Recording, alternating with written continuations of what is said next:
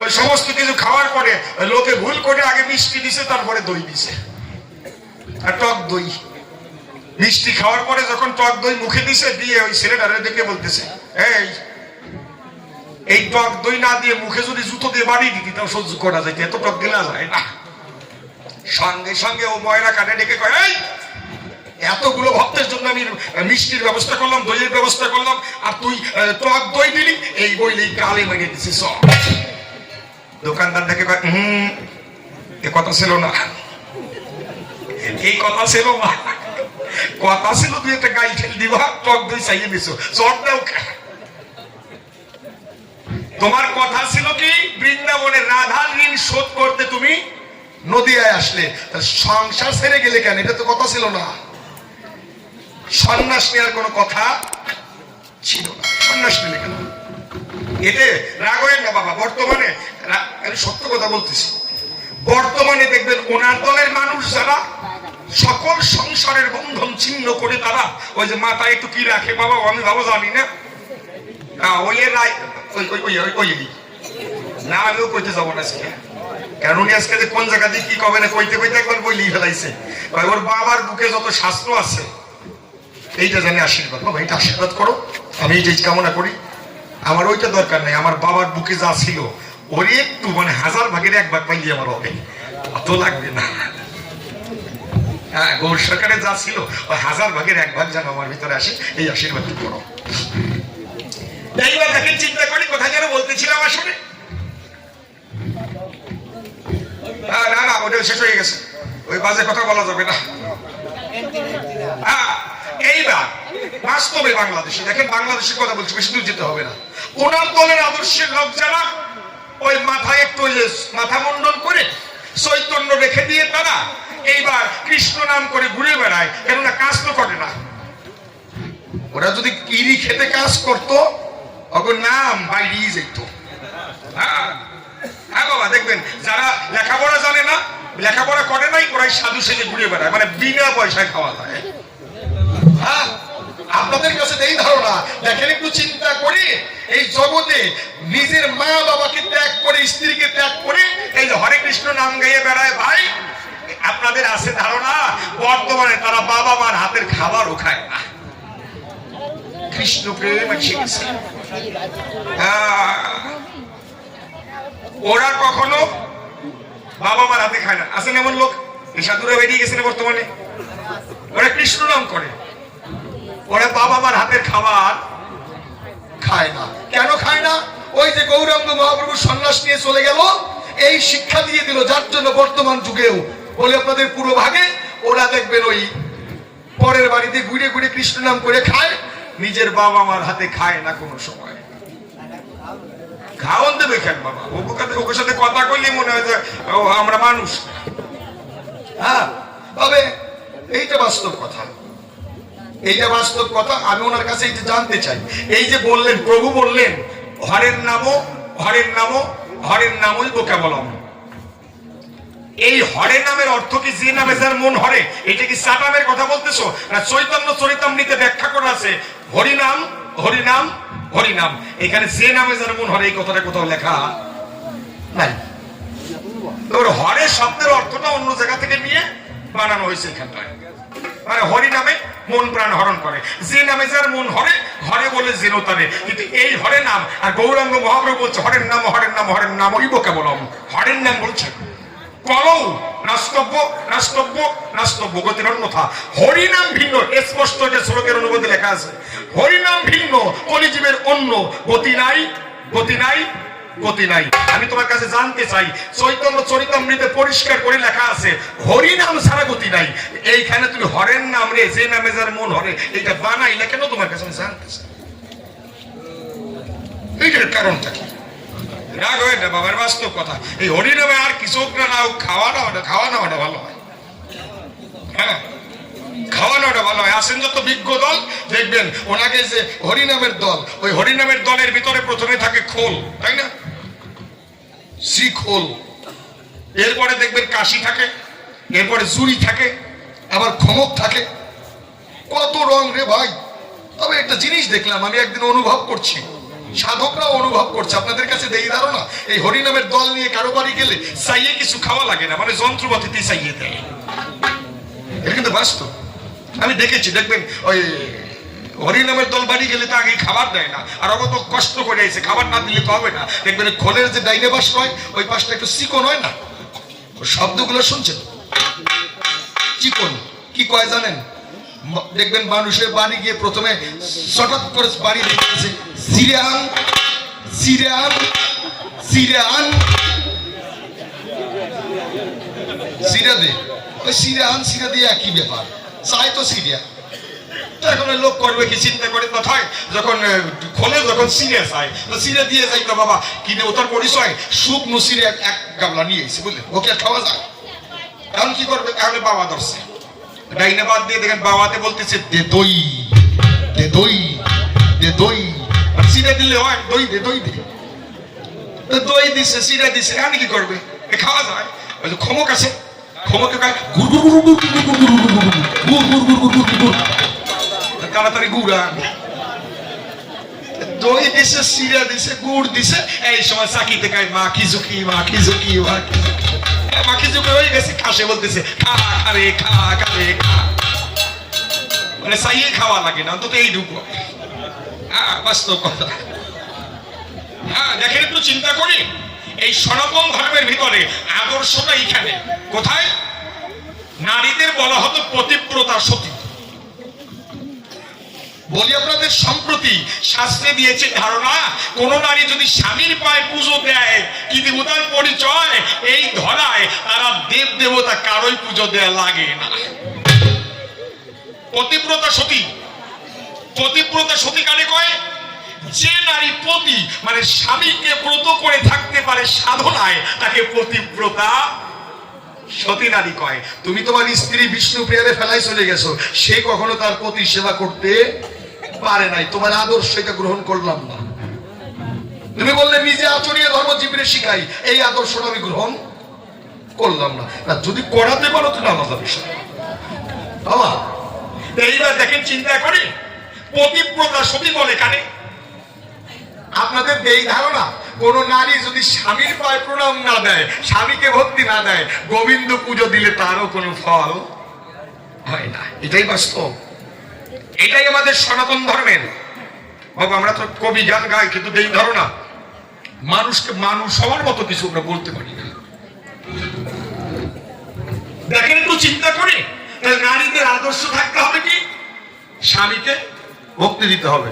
আমি আপনার কথা করছি না, কিন্তু বর্তমানে তো উঠে গেছে ভক্তির কথা, স্বামী ভক্তির কথা।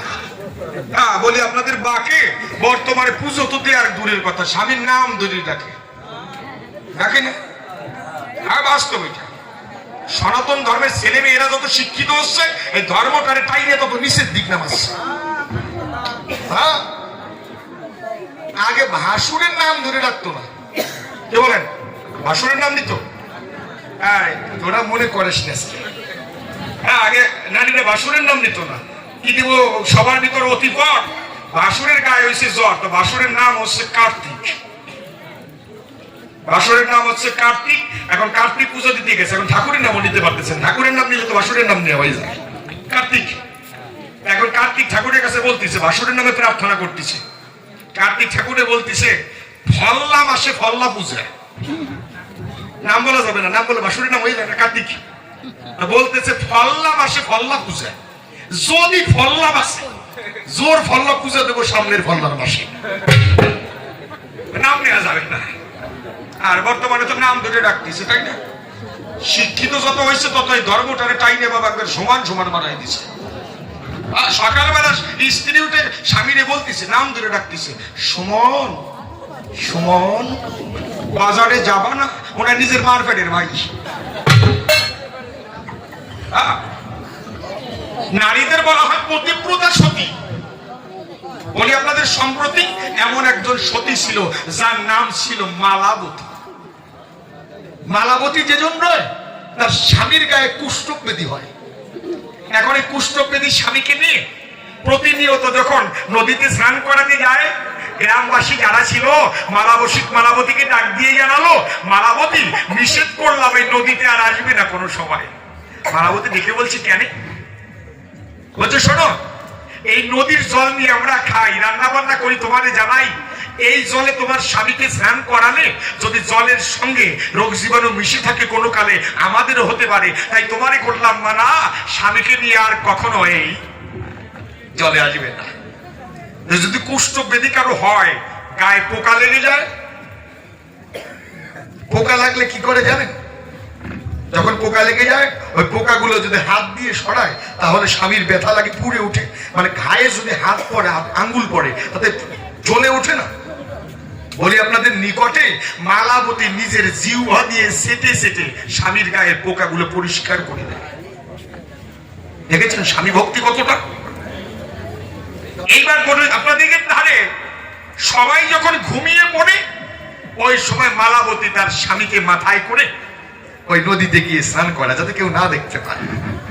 মান্ডব্য ঋষি আপনাদের কাছে প্রকাশী, উনি শুলে বসে সাধনায় রত ছিল। মালাবতী স্বামীকে নিয়ে যখন ওই জঙ্গলের পথ দিয়ে যাচ্ছিল, হঠাৎ করে ভুল করে ওই শুলের গায়ে আঘাত পড়ে। মান্ডব্য ঋষির ধ্যান ভেঙে গায়ে চিৎকার করে ডেকে কয়, কে? বলছে মালাবতী। এই মালাবতী আমার সাধনার কান করলি ক্ষতি। মালাবতী মুনির চরণে পড়ে প্রণাম করে ভক্তি শিরে ডেকে বলছে, প্রভু আমি তো দেখতে পারি নাই, কথা নয় অসঙ্গত, আমি যদি দেখতে পারতাম আমার দ্বারা হেন কর্ম কি হতো? আমি দেখতে পারি না, তাতে কি হবে? আমার ধ্যান ভেঙে দিয়েছিস, আমি অভিশাপ দিলাম। সঙ্গে সঙ্গে মালাবতী মুনির চরণ যুগল জড়িয়ে ধরে বলছে, মুনিবর কৃপা করে ক্ষমা করো, কৃপা করে ক্ষমা করো। বলছে না, তোর স্বামীকে অভিশাপ দেবো। মালাবতী দেখে কয়, অন্যায় তো আমি করেছি, অভিশাপ দেবো আমার? না না না, আমার ধ্যান ভেঙে দিয়েছিস, আমি অভিশাপ দিলাম। তোরে কি কব?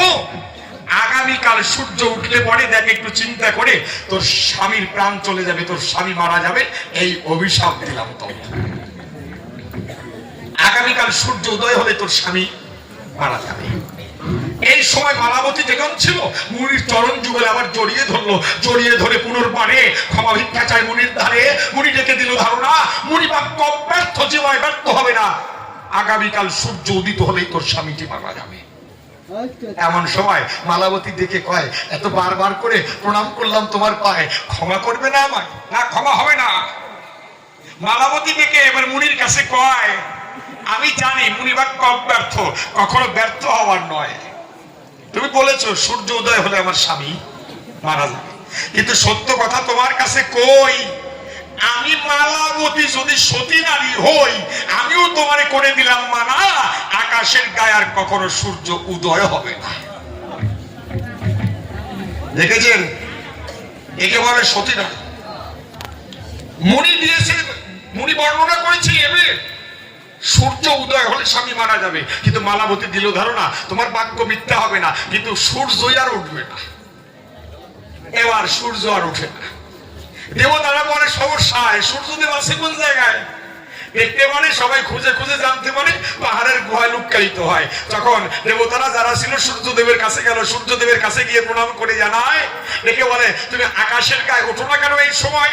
সূর্যদেব দেবতাদের কাছে দিল হিসেব, আমার গায়ে যে জ্যোতি আছে বলি তোমার কাছে, আমার জ্যোতি নিয়ে আকাশে উঠতে যাই, কিন্তু আমি দেই ধারণা তোমাদের কাছে প্রকাশী, আমার জ্যোতি থেকে সতীর গায়ের তেজ অনেক বেশি, ওই সতীর তেজের জন্য সূর্য আমি উঠতে পারি না। সূর্যের যা তেজ, তা থেকে সতীর তেজটা অনেক বেশি। দিল ধারণা আমি আকাশে উঠতে পারি না, ওঠার একটা ব্যবস্থা করো। দেবতারা যারা ছিল ব্রহ্মার কাছে যায়, ব্রহ্মা ডাক দিয়ে জানায়, তোমরা কেন এসেছো? দেবতারা ডেকে বলে ব্রহ্মার ধারে, মালাবতীর জন্য সূর্য উঠতে না রে, একটা ব্যবস্থা করে দাও। ব্রহ্মা দিল ধারণা, জীবনে কোনো ঝামেলার মধ্যে যাই নাই, আজকেও যাবো না। এটা বাস্তব কথা, ব্রহ্মা কিন্তু কোনো ঝামেলার মধ্যে কোনোদিনই যায় নাই। আমার মনে হয় খালি ব্রহ্মাই মনে হয় নমশত্রু, কোনো ঝামেলা বলে না যে নম মানুষ ঝামেলা মনে হয়। তো এখানে এবার চিন্তা করে বলি, কথা প্রকাশ করি, সবাই মিলে অবশেষে যখন উদয় হলো কৈলাসে, ভোলানাথের পাশে ডাক দিয়ে জানায়, ভোলানাথ চরণে করি প্রণিপাত, মালাবতীর জন্য সূর্য উদিত হতে না এই সময়। এই কথা যখন কইছে ভোলানাথ তো আগেটাই নিয়ে বইছে, কান আগেটা দিয়ে আসে, শোনা মাত্রই বাবা ঝাড়া দিয়ে জটা জাল দাঁড়াইল মহাকালে ত্রিশূল নিয়ে সেই সময় ডেকে বলছে অন্তরে আছে ভাবো সামান্য একটা মালাবতীর জন্য দেবতাদের মন হতে চাই ক্ষুণ্ণ, এখন ত্রিশূল নিয়ে আমি মালাবতীর কাছে গিয়ে মালাবতীর বধ করে দেব। ত্রিশূল নিয়ে দাঁড়াই গেছে, যেই রওনা দিছে পিছন থেকে দুর্গা দেবী ডেকে বলতেছে ও ভোলানাথ এত রাগে রাগে কোন জায়গায় যাও? মালাবতীর মারতে যাই। দুর্গা দেবী ডেকে বলে তোমার খাইয়ার কাম নাই। এই জগতে সতী নারী যারা আমার অংশে জন্মগ্রহণ করে তারা আমি দুর্গা 10 হাত দিয়ে ওই সতীরে দেই পাহারা। জানো গো এই জগতে কোন নারী যখন তার স্বামীর পূজা করে তখন তোমার কথা আমার বেশি মনে পড়ে। আমি যেভাবে তোমার পূজা করি, নারায়ণী যেভাবে নারায়ণের পূজা করে, লক্ষ্মী যেভাবে অহরাত্র নারায়ণের পদসেবা করে, কোন নারী যদি তার স্বামীর পদসেবা করে আমি দেবী দুর্গা 10 হাত দিয়ে তাকে রক্ষা করি। এই কথা দেখো ভেবে মালাবতীকে বধ করতে গেলে ওই মালাবতীকে রক্ষা করার জন্য আমি দেবী দুর্গা 10 হাত নিয়ে আগে দাঁড়িয়ে থাকবো। আগে আমার সঙ্গে তোমার যুদ্ধ করতে হবে। তখন ভোলানাথ চিন্তা করে আর কাজ করে লাভ নাই, আস্তে বসে পড়ছে। হ্যাঁ বসে পড়ছে। দেবতারা দেখে কয় মানে করে রাগ নাই, বসে পড়ছে। দেবতারা কয় যাবা না? ভোলানাথ কয় আই এম সরি, গেছে না বাচুক পড়িস। কেন আমরা যতবার বিপদে পড়ি দেবী দুর্গা তো রক্ষা করে। দেবী দুর্গার সঙ্গে পারবো কি প্রকারে দেই ধারণা আমি কিছু করতে পারবো না, তোমরা আর এক জায়গায় যাও। বসে শোনেন বিজ্ঞ দল। দেবতারা তখন নারায়ণের কাছে গেল। নারায়ণ সঙ্গে সঙ্গে নিজমূর্তি করে ধারণ এসে দাঁড়িয়েছে মালাবতীর পাশে। মালাবতী কে? আমি নারায়ণ তোর কাছে প্রকাশ করি, আমি ভগবান দাঁড়ালাম তোর কাছে আজকে দিনহীন ভিখারি, কথা নিবি? আমার একটা ভিক্ষা দিবি? মালাবতী ডেকে বলে ভগবানের দ্বারে স্বামীকে মাথায় করে পাড়ায় পাড়ায় ভিক্ষা করে যখন আমি স্নান করাতে যাই, মানুষের লাঞ্ছনা গঞ্জনা সহ্য করে কত কষ্ট করে বারে বারে দেখেছিলাম তোমায় ঠাকুর, তখন তো তুমি আসোনি। আমি এত কষ্ট সহ্য করলাম তখন তো তুমি এলে না, এখন কেন এলে? আমার তোমাকে আমার দরকার হবে না, তুমি যাও, চলে যাও। ডেকে বলছে তাই তোর কাছে আজকে ভিক্ষা চাইতে এসেছি, তোর কাছে আমি ভিক্ষা চাই। মালাবতী ডেকে বলে ভগবানের দ্বারে বা ভালো বলেছো ঠাকুর, তোমার কাছে ভিক্ষা চাইলে ফিরিয়ে দিতে পারো তারে, কিন্তু তুমি তোমারে এই ধারণা ভগবান ভক্তের কাছে কিছু চাইলে ভক্ত কখনো না করতে জানে না, তার সর্বস্ব দিয়ে দেয়। বলো কি ভিক্ষা চাও? এই সময় ডেকে বলে মানে তুই কথা নিবি তোর স্বামীর প্রাণটা তুই আমার ভিক্ষা দিবি? মালাবতী দিল ধারণা তাও ঠাকুর আমার প্রাণ আমার কাছ থেকে নিয়ে যাও, কিন্তু অপরের প্রাণ স্বামীর প্রাণ আমি তোমাদের দিতে, আমার প্রাণ নিয়ে যাও, স্বামীর প্রাণ দিতে পারবো না। বলছে না বেশি সময়ের জন্য না, অল্প একটু সময়ের জন্য তোর প্রাণ স্বামীর প্রাণ আমার হাতে দিয়ে দিবি। কতটুকু সময়? একটা গোসিংহের উপরে সরিষার দানাকে ছেড়ে দিলি পরে যতটুক সময় গোসিংহের মাথায় সরিষার দানাটি দাঁড়ায় ততটুক সময় তুই আমার স্বামীর প্রাণটা ভিক্ষা দে। মালাবতী দেখে বলে ঠাকুরের দ্বারে কেমন করে ভুলাবে আমারে? আমি তোমাকে জানি জগৎ সংসারে তুমি ভগবান যদি ইচ্ছা করো একটা গোসিংহের উপরে সরিষার দানাকে অনন্ত কোটি কালে রেখে দিলেও দিতে আমি দেই না, আমি তোমাকে বিশ্বাস করি না। এমন সময় ভগবান কি হয়েছে যাবেন নাকি? তাহলে চলে যান, আজকে আর দেরি করেন না। শেষের দিনের গান বলি আপনাদের কাছে খাবার দাবারের ব্যবস্থা আছে, মানে আমাকে জন্য। হ্যাঁ তাহলে আপনারা যত তাড়াতাড়ি যাবেন গরম গরম একটু সেবা করা যাবে। প্রত্যেক দিন কত সহ্য হয়, আর কথাগুলো শুনতে হয়। বাবা দেখেন ভগবান কারণ স্বামী ভক্তি ঠিক থাকলে ভগবান বীজের গড়ে আসবে, ভগবানকে ডাকতে হয় না, কিন্তু স্বামী ভক্তিটা প্রকৃত থাকতে হবে। মালাবতী কিন্তু বললে ভগবানের ধারে যাক আমি তোমার দেই ধারণা স্বামীর প্রাণ আমি দিতে পারবো না। বলছে ঠিক আছে তোর প্রাণ আমার হাতে দিতে হবে না, এক কাজ করবি তোর স্বামী তো তোর কোলে শুয়ে আছে, এই দক্ষিণ উরু হতে বাম উরু পর্যন্ত তোর স্বামীর মাথাটা নিবি, এর মধ্যে তোর স্বামী একবার মারা যাবে আর একবার দিব্য দেহ পাবে। তুই সূর্যদেবকে আদেশ কর, আমি এই ধারণা যেই পর্যন্ত তুই সূর্যদেবকে আদেশ না করবি আকাশে আর কোনোদিন সূর্যের আলো কেউ দেখতে পাবে না। এমন সময় মালাবতী দেখে কয় প্রভু তোমারই তো সব সময় হয় যায়। তোমারই সবসময় জয় হয়। আজকে অন্তরে আছে ভাবো, তুমি যখন বলেছো প্রভু ভালো মন্দ সবই তোমার হাতে, আমি আমার স্বামীর প্রাণ তোমার চরণে তুলে দেবো, তোমার যা ভালো হয় তাই করবে। বসে শোনেন, বিজ্ঞতম যখন দক্ষিণ উরু হতে বাম উরু পর্যন্ত মাথাটা নিল, আবার বেঁচে মারা গিয়ে আবার বেঁচে গেল, এমন সময় প্রণাম করেছে ঠাকুরের পায়ে। ঠাকুর ডেকে কয়, মালাবতী তোর স্বামী ভক্তি অটুট যে পর্যন্ত রয়, আশীর্বাদ দিলাম এই সময় আকাশে চন্দ্র সূর্য যতকালে রবে, মালাবতীর কথা ততদিনের হবে। আর আমি সমস্ত নারীকে আশীর্বাদ করলাম, এবে যে নারী তার প্রতি সেবা দেবে, আমি সদা সর্বদা তার ঘরে বাধা থাকবো। শ্যামল মাধব।